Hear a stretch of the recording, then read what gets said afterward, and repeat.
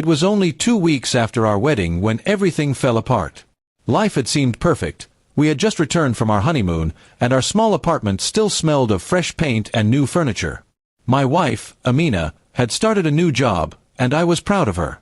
She was glowing with happiness, and I thought nothing could disturb our peace. But one night changed everything. That evening, Amina had gone to a work party arranged by her office. She told me it was just a small gathering to welcome her to the company.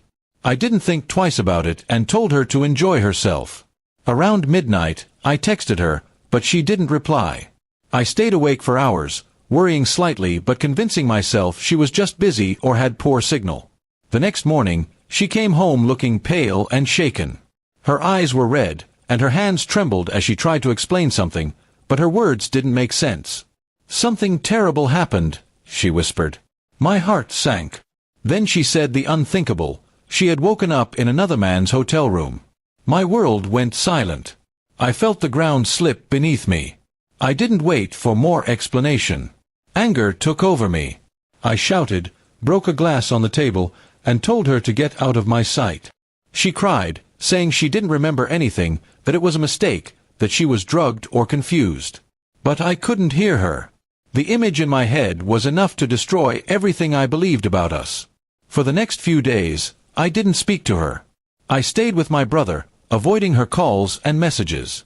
Everyone in our family soon found out, and the whispers began, "She cheated, she's not loyal, he should divorce her." My heart was filled with anger and humiliation. I wanted answers, but more than that, I wanted peace from the pain.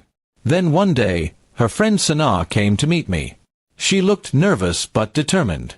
"You've got it all wrong," she said. "That night wasn't what you think." She explained that Amina had been feeling dizzy during the party and had left early with some colleagues. Apparently, one of her co-workers, a married man named Fahad, offered to drop her home. But on the way, she fainted, and he took her to a nearby hotel to get help because his car broke down. According to Sanaa, the hotel's receptionist confirmed that Amina was unconscious when they arrived. Fahad booked a room, called for a doctor, and then stayed on the couch. Nothing inappropriate happened. But when Amina woke up early in the morning, she saw him there and panicked. Without asking anything, she ran home in shock, assuming the worst. Her memory was hazy from what the doctor later confirmed was a spiked drink. I didn't know what to believe. It sounded like an excuse, but Sanaa showed me security footage she got through a friend who worked at the hotel. My hands trembled as I watched the video. It showed Fahad helping an unconscious Amina into the hotel. He didn't touch her wrongly or act suspiciously. He stayed at a distance, even called someone on his phone several times. The truth hit me hard. My wife hadn't betrayed me. I went home that evening, my chest heavy with guilt. Amina opened the door slowly, looking broken and tired. She thought I was there to end things, but I couldn't hold it in anymore. "I'm sorry," I said, my voice shaking. She froze, tears forming in her eyes. I told her everything I had learned. She cried quietly, saying she had wished I'd just believed her.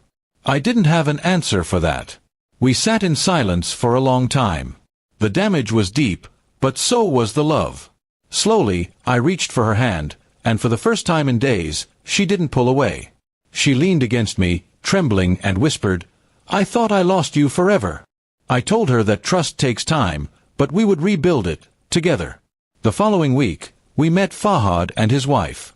He apologized sincerely for not contacting me earlier, explaining that he didn't want to make things worse or bring more attention to the incident.